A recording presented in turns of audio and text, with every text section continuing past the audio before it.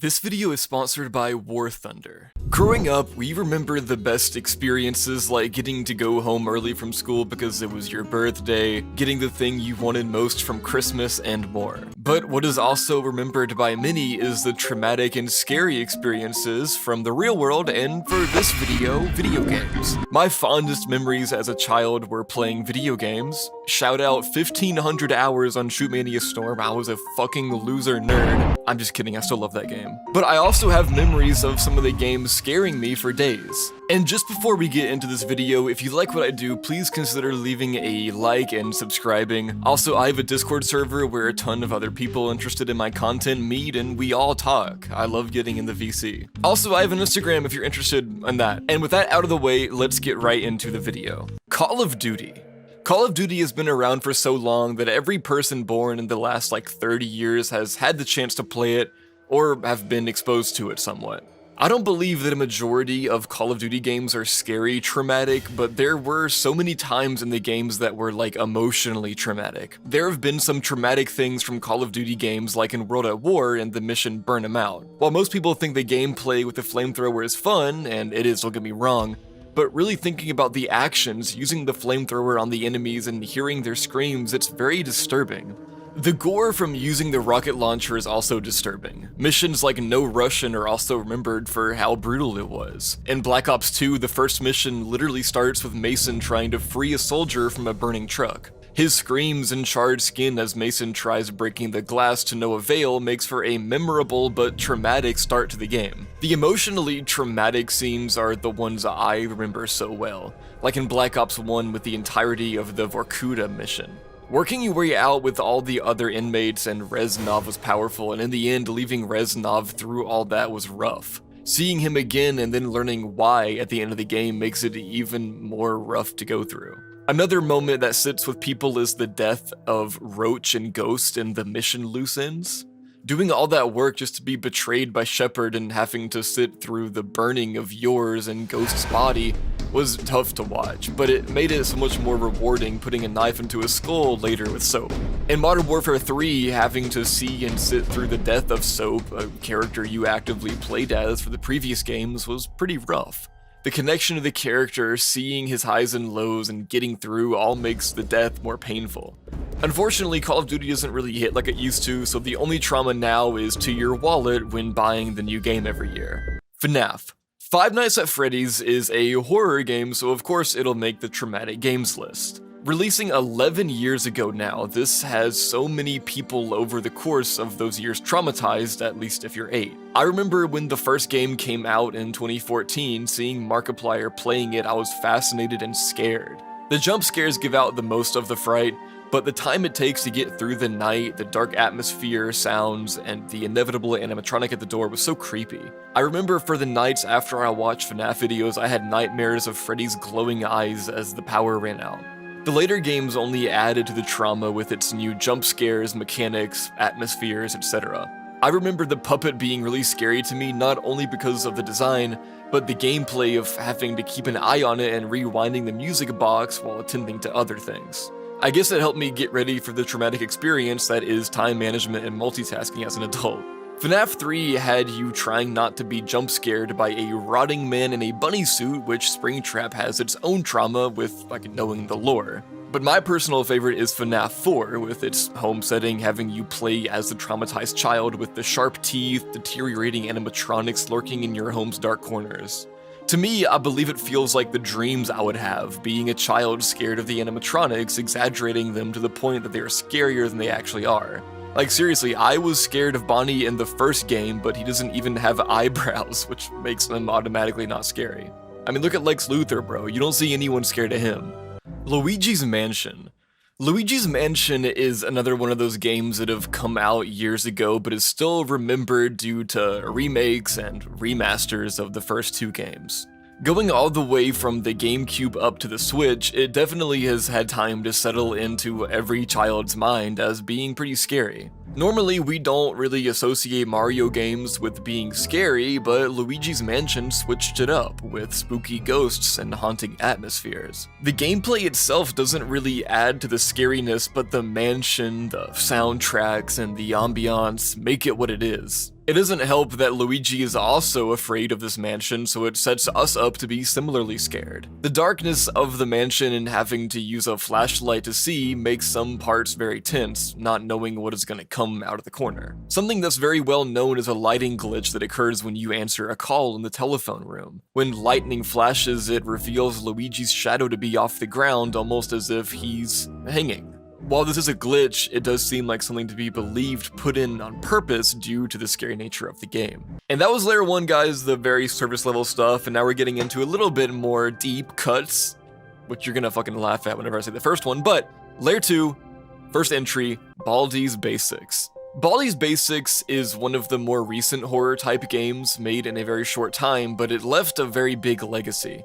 I know I said no one was scared of Lex Luthor because he had no hair, but Baldi is the one exception to the bald people aren't scary rule.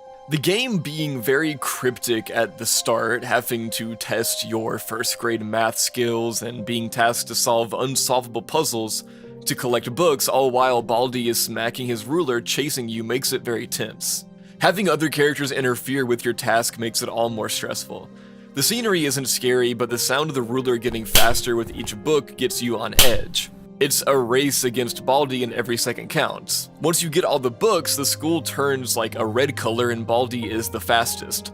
All you need to do is escape, but every exit you go to is locked. The desperation to escape while hearing that ruler slap and facing having all your progress lost if you are caught is scary. But because of how more recent this game is, I feel like I was at the very end of the target audience age, or at least actual audience age, so I don't have any real trauma associated with it, but I did think it was a bit spooky. I feel like this was the start of the shift of horror games pandering more to children, seeing all the success. We're talking a lot about video games that give you trauma, but you know one that won't? The sponsor of this video, War Thunder. War Thunder is the most comprehensive vehicle combat game ever made, and it's completely free on PC, PlayStation, Xbox, and even mobile. You can take command of over 2,500 tanks, planes, helicopters, and ships from 10 different nations, from old school biplanes of the 1920s to modern fighter jets and main battle tanks. And the level of detail is wild. Every vehicle is modeled down to the actual individual components, like the engine, crew, and fuel tanks, all of which can be damaged realistically just like in real life. It's insane. And if you ever wondered exactly how you got destroyed, the game's X-ray view shows you the shell impact and internal damage in real time. Personally, I recommend hopping into realistic mode. It's the perfect middle ground. You get that gritty, authentic feel without the overwhelming complexity of full simulator battles. And now you can even take it on the go with the new mobile version on iOS and Android, complete with intuitive controls and the same massive multiplayer chaos that you can get on the big ones like PC and console. It's insane. So play War Thunder for free on PC, PlayStation, Xbox, or mobile using my links in the pinned comment or video description. And if you're new or you haven't played in 6 months, you'll also get a massive bonus pack on PC and consoles. We're talking multiple premium vehicles, the exclusive Eagle of Valor decorator, 100,000 silver lions, and 7 days of premium account. It's only around for limited time too, so claim it now before it's gone. Thank you again, War Thunder, for sponsoring this video, and let's get back into the gaming trauma. Bendy and the Ink Machine. Bendy and the Ink Machine is another more recent game I didn't really have any ties to. I never was too interested, but it did look a bit interesting. It was an interesting take on the horror genre, using the rubber hose style to mimic Mickey Mouse-like characters. Different from things like Blood and Honey being What If Pooh Scary, but using that style to use as nostalgia turned horror. The style mainly accompanies happy and fun memories, but this game is different. I only ever saw the game in its first 2 chapters, so I don't have that much knowledge on this story. I watched a lot of the game theories about it, but I'm sure that there are a lot of people out there watching this who have a stronger bond with it and remembers the fear of playing or watching it. All I know is that every time I go to Walmart and see Bendy figures, I see this ugly abomination named Piper. Editor, get this shit on the screen, bro. What the fuck is this? I have no clue who that is, but it's hilarious to see in a store. Also, Poi lore drop. This is Poi lore. Back when I was in like 5th grade when this game came out, I fucking wrote like a chapter of fanfiction about it, okay? Yeah, okay, I did that. You know what? Yeah, fuck you, man. I was like 10 or some shit, alright? Doki Doki. Doki Doki Literature Club is a very well-known visual novel game. The game seems to be normal at first, but as you get more into the game, the more disturbing it gets. You're invited to a literature club by your friend where you partake in a dating simulator text kind of gameplay. But it takes a turn when the other members of the club kill themselves after confessing their love or being confessed to by the protagonist. One of the club members, Monica, then reveals herself to be a sentient and self-aware character, upset that she isn't a romantic option in the game. She can manipulate the code, and the game uses that fact to progress the story by having you go into the game's directory itself. I was not a fan of this myself, as I don't really care for visual novels or dating sims, but I know that it was very innovative for the horror genre, and the deaths of the club members were a shock to the people going into it that didn't know what was going to happen, so it did a lot at least. Hello Neighbor. Hello Neighbor was a game I was super interested in back in the day. From the very pre-alphas that released, it was so captivating to me. There was very little plot in the earlier games, but you lived across from your neighbor who you saw do some questionable things. He locks his basement, and you, wanting to find out what happened, decides to go do some breaking and entering. The house was very small in the beginning, but you had to sneak your way through the inside and outside yard to find the keys to unlock the basement, all while the neighbor goes and does his routine. The gameplay is fun and what captivated me. I love those games that use enemies that roam around and chase you, making you have to flee for your safety. Baldi's previous entry does it well that way. You're stuck in the school being chased. Nowhere is safe and you must constantly be on the move. Hello Neighbor switches that up slightly by having the game be more stealth-based, sneaking in and trying to discover the mystery without being caught. Later iterations of the alphas expanded upon the house until it ended up being like a skyscraper with a whole train with tracks attached to it. More features like the neighbor having glue jars and tomatoes he could throw to mess you up, making escaping harder, giving you such a rush. The nighttime was a good feature, but on certain editions of the game it made it pretty impossible to navigate. The plot enhanced over the years with some changes to the plot to be more deep as it can get, with developers basically saying, MatPat, please, please, please look at the cryptic stuff I added, please, please, please. The only really traumatic thing is the game hinting at a car crash that killed the neighbor's wife, driving him insane in like a dream sequence. It's a shame that the development of the game and other games were hell, because it is a pretty good concept. Happy Wheels. Happy Wheels is one of those games that have stayed popular on YouTube since its release in 2010, and videos about it still get over millions of views. With a lifespan that long, it's become a game many people love and attribute to their childhoods and adulthood. The game allows for custom levels, making it very replayable and fun. The feature most remembered by people is the game's gore, having very simple character designs but a lot of gore. Limbs can come off with blood particles and the entire body can be obliterated into organs, bones, and other things. This can either intrigue the player or give them some trauma because of it. I think the fascination with gore not very depicted in many games is what kept people playing with the fun level designs and vast array of characters. The most traumatic thing about Happy Wheels though is getting Justin Bieber rank playing those free fall levels. PS2 startup. The PS2 is one of the most memorable video game consoles ever, featuring a beautiful design, especially with the slim version, and a multitude of amazing games coming out in that era. So many of the games still get played and are remembered fondly, shout out Kingdom Hearts. The startup of the PS2 and menu screen is so memorable to people, both fondly and not. The startup is a bunch of cubes with one of the most memorable sounds ever. It feels futuristic and retro at the same time. While some enjoy it, others find it unsettling and odd, especially when you don't have a disc in and the red screen pops up. A single cube floating while the red light with smoke coming off of it is in the background, followed by a very unsettling ambience. The scariest thing about this though is when it popped up while you had a disc in. If the startup took like longer than the 5 seconds it normally does, you knew you were in trouble. I don't know how it happened, but basically all my childhood PS2 games are scratched to hell. But they still played, fortunately. Maybe it's just due to buying secondhand because we weren't too fortunate. The ambience of the startup and menu is so comforting to me. It's like being at sea with the waves crashing down. But I can see how others would find it disturbing at night wanting to play your favorite game and this shit comes on while your parents are asleep. Super Mario 64. This game is about the oldest one in this video, coming out in 1996, almost 30 years ago. I'm sure every person has had contact with the game in some way, from the original game, the DS game, the Switch port, YouTube videos, etc. It's such a gemworld. The game is fun and has many unique levels, but there's something eerie about Peach's castle. It's completely empty, no one living in it and only paintings about. The outside of the castle isn't any less lonely, just an empty courtyard with some beautiful visuals. The whole place is a bit eerie. The castle should be furnished and lived in, but it just really isn't. The levels are a bit more lively, but they're mostly filled with enemies. The friendliest it gets is the pink Bomb-Ombs and Koopa the Quick. I personally only experienced this game through Venturian Tale, dude. Shout out fucking Venturian. Oh, actually no, because they're like bad people, I think. Or they're just like, I don't know. Some shit happened about them. I don't know if they're bad people, but I like them. I think. I don't know what they did, but I like them. I like my memories with them at least. I don't know if they're bad. Zelda Majora's Mask. Majora's Mask is another old title released in the year 2000. The trauma had in this game is very apparent by just the first hour. The gameplay is almost the same as Ocarina of Time, the other N64 Legend of Zelda game, but the story and elements had in it is so much more disturbing.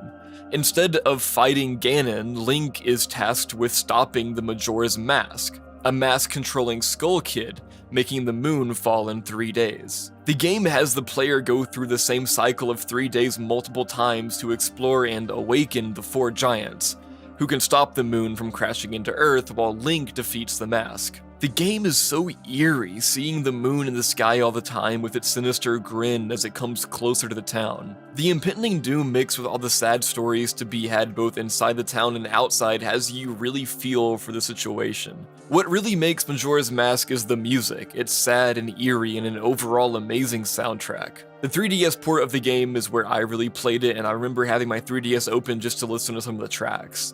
Like the Astral Observatory, the Fairy Fountain, and the Final Hours especially. While I never had any nightmares of the game, I'm sure some kids out there had nightmares of the Majora's Mask and its wide eyes, or the mirror shield with its screaming face in the shield. Wii crash sound. The Wii is very well known and fondly remembered. I got a Wii after me and my brother's PS2 broke and he got a PS3. I had such a fun time playing Wii Sports, Super Mario Galaxy, Super Mario Bros, etc., and I loved the system to death. It was specifically the Red Anniversary Wii. While I never had it happen to me, some people got the Wii to crash and faced a high-pitched audio.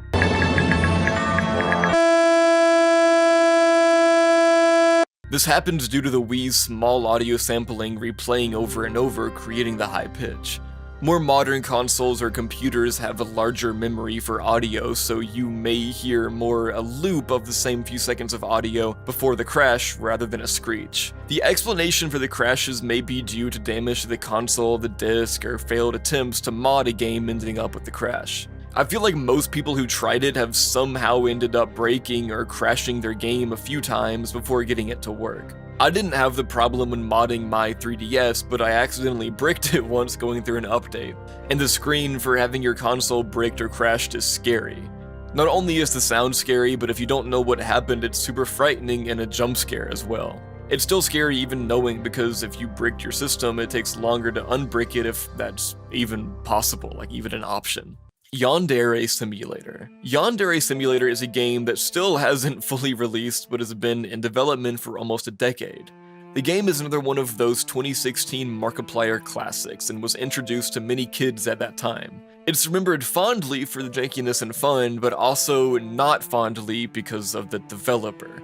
There are really no words to describe how much of a development hell Yandere Simulator has went through and the controversies that Yandere Dev or Yandev has. But even despite it, it's had many games inspired by it and it's still not even finished. There's an endless amount of Yandere simulators that say, oh, I'm gonna finish this game before Yandev, that never finish due to a bunch of controversy. As much as a game like it is wanted by people, it seems to be a cursed genre.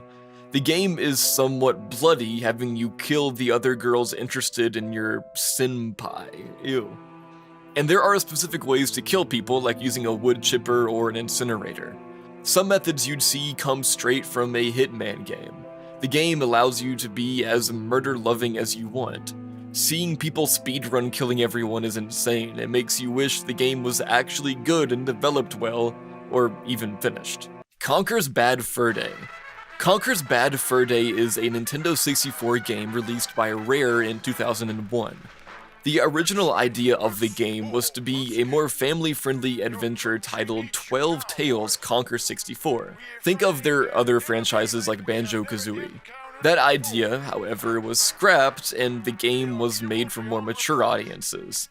The game is full of parodies and more raunchy scenes, characters, etc. Even though the game was rated M, a bunch of parents still bought the game for their kids because it's a cartoon squirrel, produced by Rare, who has made a bunch of other family-friendly games, and it was on the Nintendo 64. And as we all know, Nintendo only makes games for little babies who go goo goo gaga. This caused a lot of young children to be introduced to the game and all of its interesting, freaky, and gory content. The thing that would probably scare kids the most is the 8th chapter of the game that parodies Saving Private Ryan. The start of the chapter includes a cutscene that is directly inspired by the Saving Private Ryan opening with the storming of Omaha Beach, with all the gore you can have on the Nintendo 64 and with other squirrels. This part is far into where you've seen too much already, but adds on to the PSD you and Conker got during that cutscene. I feel like the game is a whole different experience going through it as a child versus an adult. As an adult, you probably have a good enough idea of the parodies that Conker is parodying. But as a child, you don't understand many of the jokes and parodies, but it all hits you when the well-endowed flower gets pollinated by the fat bee. Pico's School. Pico's School is an old-school Flash game posted onto Newgrounds all the way back in 1999. It was made by the creator of Newgrounds, Tom Fulp, and stars the character Pico, who has to survive a very unfortunate and tragic and awful school event involving loud noises done by his goth classmates. The game starts in a classroom with a teacher about to teach the class about apples and bananas.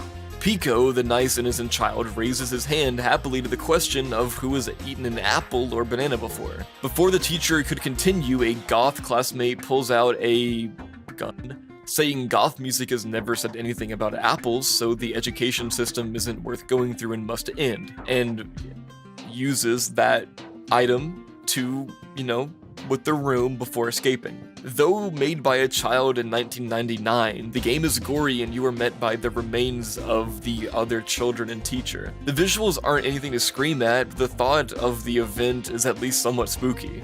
Going across the hallway and entering the janitor's closet, Pico finds a gun, a secret one he can use for later. Going into the room before, you find Alucard, a goth who has telekinetic powers who you have to fight. Get that bitch a cannon. Bitches love cannon. Alucard throws bodies and chairs that you must shoot, and after a while his force field goes down, allowing you to shoot him. After defeating him, he uses his telekinetic powers to guard himself with chairs, giving you a key. A little Unk knowledge, you can shoot all of the chairs until there are none left, and take Alucard for good with your secret thing from earlier. Going further in the hallway, you meet Surreal, a punk with a gun that tells Pico that a girl named Cassandra liked him, and that's why he was spared in the beginning, but that he doesn't share the same sentiment, so he asks for your last words. No matter the option you choose of spare me and Ida Johnson, he shoots you back to the other screen. The only way through is by using your gun to get rid of his, and you can end him or let him leave. Another girl pleads for you to end her, and you can do so or spare her. Finding the exit requires you to extinguish a fire and look for a key, which you find through killing the ninja in the girl's bathroom, taking their night vision goggles and getting the key from the teacher's corpse. Going through the door, you find the other goths with a giant bomb. The first goth you met, Cassandra, ends the others and turns into a monster, which you have to shoot his Johnson to defeat. After killing him, 6 months pass and an end-credits scene takes place where a principal or teacher tells Pico he got replacement kids for the school, and these kids are from the ghetto. As you can tell, this game is as edgy as it gets with a teen in the late 90s/early 2000s. Made by an edgy teen, it was obviously seen by other edgy teens and even the innocent, sweet little Jimmies of the world who got traumatized by the MS Paint blood and crude humor. The early 2000s is just filled with more crude and edgy humor, and I think those of us who have lived during or on the cusp of that time with the early 2010s have had some of that edginess rub off onto us. Newgrounds as a whole led to a whole lot more people to be introduced to online games and stories, giving inspiration to other classics on Newgrounds and even off the website. Yume Nikki. Yume Nikki is a game that I've talked about a lot on my channel if you're an OG. Back in the day I used to make Dreamcore videos. For those who don't know, editor, you can show a few thumbnails. This is where Poi came from. Yume Nikki is the title for a JRPG released in 2004. This is probably one of the most well-known indie RPGs to have ever come out. The game was made using the 2003 RPG Maker program, a program that is familiar to anyone who's into indie RPGs, as it's by far the easiest way to get into making them. I mean, hell, even when I was a little kid, I'm a creative person and I tried this program just for fun. Good games like Hylix or Yume Nikki have been made through the program, and even other well-known disturbing games like Ao Ani and Kanye Quest 3030, the game with the cult secret, was made using it, but because of the availability, not every game made with RPG Maker is good. Most are mid at best and actual slop at worst, like the one that I made when I was like 11. Yume Nikki starts you off in the apartment of a girl named Madatsuki, and the gameplay consists of going into her dreams and exploring. There's no enemies, no combat, not even dialogue, which may make you think, well, this game is boring and dumb and stupid. How am I supposed to play a game without dialogue and without any skibbity toilets? Well, you go into her dreams, exploring to find effects, items that can be used to change the appearance of Madatsuki or give her items to use. The different dream areas are all strange and abstract, beautiful and creepy at the same time. The feeling it gives you is strange, at some points it's unsettling, and at some it's comforting. Because of the lack of combat, you know you're safe, but it can often be creepy and foreboding. It feels like it could be a horror game with monsters roaming, but it doesn't have any of that. There are no deaths, no action, just the exploration of the unknown. Those who love exploration or puzzle games will fall in love with Yume Nikki. It's a big trip, you never really know what you'll stumble upon and see playing the game. The soundtrack makes the feelings 100 times more potent. It is so unsettling and hair-raising. You feel like you've entered an alien world. And even if you've never played it but you're a fan of my channel, you have heard the Yume Nikki soundtrack because I use it all the time for my video background, like music. It reminds me a lot of the weird ambiance of Minecraft caves, the more unsettling music of Earthbound and Majora's Mask, and the ambiance of Zen from Half-Life 1. A ton of YouTubers use this soundtrack, like me, because it's so unsettling and you have definitely heard it before. And you may recognize it from those, like, I don't know, Sterling videos, the ones with the audio that goes, ho ho meow, or ho ho money. It's very emotional in a way that I don't think I'm able to fully describe, but I'm sure my editor will, like, play some probably for the background of this section of the video. Editor, put on a screen if it is or not, I don't know. It's creepy, but so surreal. It's the basis for Dreamcore. It's unsettling, but you know that you can't be harmed nor are in any danger. It's like falling. It hits you in the part of the brain that wants you to be correct and stuck to the ground. It's scary subconsciously. Now, I'm going to go off script for a little bit, guys. As I'm recording this, last night I had a crazy dream that I want to relay to you guys because it's fucking insane. So I had a dream that I was in, like, a Best Buy, I think. It was like a Best Buy Lowe's combo. And it was like a fucking mall because there was like two halves to it, and then in the middle there was like a food court with Chick-fil-A. But anyways, I was walking around and I saw a woman wearing like sweatpants and a hoodie, and she was like trying to hide herself. I looked at her face and it was fucking Olivia Rodrigo, right? So I went up to talk to her, and my best friend, like IRL, is a huge fan of Olivia, and I fucking love Rod's music too. And I was like, dude, like, are you Olivia Rodrigo? And then she said, yeah. And she was kind of like walking away, like she was like bothered or whatever. And then I fucking, dude, I asked my AI, and my AI said that this is because I am like nervous in social interactions, but I fell over in my dream and I could not get back up. And it was so embarrassing. It was right in front of Olivia fucking Rodrigo. And then I was able to stand up a little bit. Finally, I don't know, I mean, it took me forever. And I asked for a selfie, and I got a selfie, but I wanted to get the selfie for my friend, even though I'm a huge O-Rod fan. And then I just kind of walked away. I was like, damn, dude, that's cool as fuck. But yeah, I fucking fell over in front of O-Rod. Anyway, POV when YouTubers try to stretch the video to 10 minutes.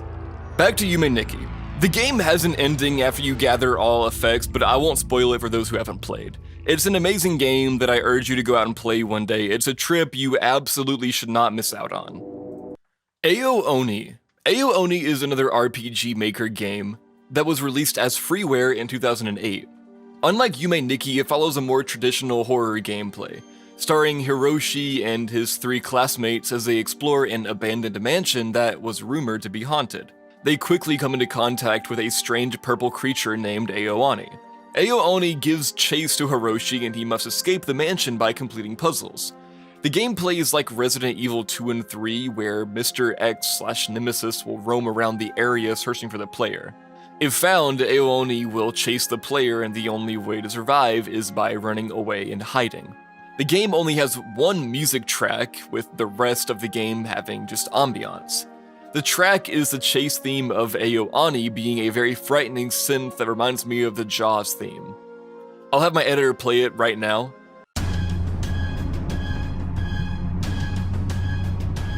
It makes you want to run away and feel like you are 1 second from death. The design of Ao Oni isn't really scary by today's standards. It looks like that one pic of Yandere dev looking forward. But I'm sure it was spooky back in 2008. The game is a classic that my research assistant / writer was really obsessed with as a child. So shout out Taylor. The game really took off in around 2013, where it was popularized by streamers and YouTubers both in Japan and overseas and the rest of the world. And it became the token spooky game to play, at least before FNAF popped off. The popularity spawned multiple books, anime, manga, and even 2 movies, which, and I mean, look this up, or I'm sure my editor put it on screen. The designs for the Ao Oni is absolutely ugly. It is better, but I'm not sure if it's more scary or hideous. Ao Oni was everywhere, and still even today it's popular as a horror game, having a licensed Roblox game. It's crazy how this game has survived for so long. It's a testament of how classic it is. It's a scary enough game to be entertaining to watch people play and had a legacy of popularity. What other franchise can say it started as an old freeware game, being popular enough to get tons of media adaptations even to this day? It's not a masterpiece, it's on the cusp of being a cheaply made horror game with strange choices from the weird Ao Oni design to how the character portraits are all in different styles. At least in the versions before the final version you'll find on Steam. But it's so nostalgic, and my, again, writer / research assistant Taylor said that they can only think back on it fondly. It gives you exactly what you want, a scary experience that you can easily play. The final version of the game includes new twists like your classmates becoming Ao Oni themselves and an evolved version that goes by Fuwadi. The best part about the final version is the Oni room, a room with a cell filled with different versions of the creature that escape and chase you to a door that won't open right away, being an intense section. Okay, and then a bonus entry, Outlast. Outlast was a first-person horror game released in 2013, and it's one of the scariest, adrenaline-rushing video games that Taylor said that they've ever played. I haven't played Outlast personally, so that's why I say that Taylor's played it. You play as Miles, a journalist who received an email with The Scoop, a psychiatric hospital named Mount Massive Asylum that has experiments going on by the Murkoff Company. Miles enters the asylum and finds out that the staff have been mutilated and the only residents are the people who have endured the inhumane experiments. The asylum is inhabited by variants, inmates who have been altered and experimented on. Miles must escape from the asylum while encountering these variants. The first one you meet is Chris Walker, an inmate that is giant, possessing inhuman strength. Walker tries to kill Miles at various points of the game, and like all the enemies in the game, acts much like Mr. X, Nemesis, Ao Oni, searching for the player to kill him. The real scare is through the killers chasing you, and the way to escape is through hiding in lockers or under tables or other furniture. Miles, being a journalist, brought his camcorder to record all of his findings, but it proves as a more useful tool than just a paperweight. The camcorder is equipped with a night vision setting, which Miles can use to navigate through the numerous dark hallways and areas. The night vision setting uses up batteries, which Miles can find lying around in places. It's very important to sparingly use the night vision or you'll be left without it when you use up all the batteries. And batteries aren't cheap, there's only a finite number of them in the asylum. The main antagonist of the game is known as the Wall Rider, a ghostly being that you encounter during the time escaping the asylum. The Wall Rider is a deity to the religion that Father Martin practices. The father is seen early on sabotaging Miles' original plan to escape from the Obscurity Room. After the first encounter with Chris Walker that ends up with Miles being knocked unconscious, Father Martin finds Miles, calling him his apostle, and shows him footage of the Wall Rider, claiming that it's the reason that the asylum is even in the state that it's in. The father's plan is to release the Wall Rider upon the world. There are a few more other antagonists, including 2 cannibal twins and an insane Murkoff exec, with giant scissors that want to chop Miles' Johnson off. The gameplay is genuinely terrifying, having to navigate through the asylum with limited night vision and a cast of freaks who all want you dead, or dead with cock and ball torture before it. Can I say that on YouTube, dude? It doesn't make it better when you have to come across more inmates who are crazy in their own right. I'm talking about you, man whacking it. Now that I'm thinking about it, why does every character have their meat out? Do not play this game if you don't want to see naked men chasing you. There was a second Outlast game released, but Taylor said that they never really got into it. The first game is so scary though, and they released a multiplayer Outlast game that is very fun as well. Give it a try if you end up enjoying the first game. And that's the iceberg, guys. A little bit shorter this time, but I wanted to only include the best ones. See, I picked all of them, but then Taylor picked that last bonus one because they really wanted to talk about it. And they also picked a few more along the way. But yeah, that was this iceberg, guys. Thank you for making it all the way to the end. I really hope you enjoyed. Let me know what you want to see in the future. Thanks again to War Thunder for sponsoring. Play for free, still on PC, PlayStation, Xbox, and mobile using my links in the pinned comment or video description. And again, you returning players on PC and consoles get a massive bonus pack with premium vehicles, the exclusive Eagle of Valor decorator, 100,000 silver lions, and 7 days of premium, all for a limited time only. Everybody that's watching, thank you so much. Have a great night and sweet dreams.